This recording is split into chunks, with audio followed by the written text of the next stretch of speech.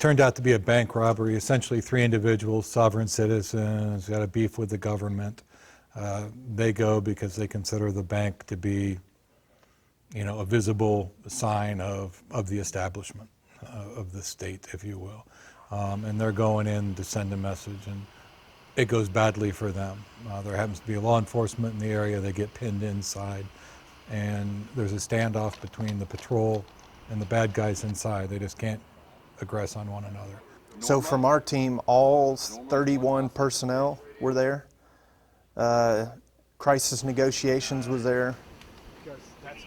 EMS, we worked with their TRT, which is their tactical response team, which is who we would escort to pull injured victims out of a warm zone during a critical situation. So we do everything within our power to make them as realistic as possible, taking information from previous real-world incidents and making our suspects or our structure or our scenario mirror those as much as we are able to, and so that the first time somebody's exposed to it isn't the real time somebody's exposed to it. Train at least 16 times a year, which are 12 hours a day, and then we have our yearly 40-hour advanced and basic course that we put on.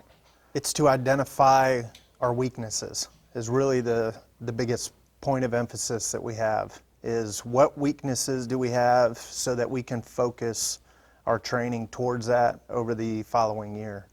Our goal in this is you don't break role. As you saw, when people are in there, one of our guidances to role player or whomever is you do not break role. That's interesting. Because once you break that role, you don't recover. Months of planning go into training for seconds or minutes of one's life.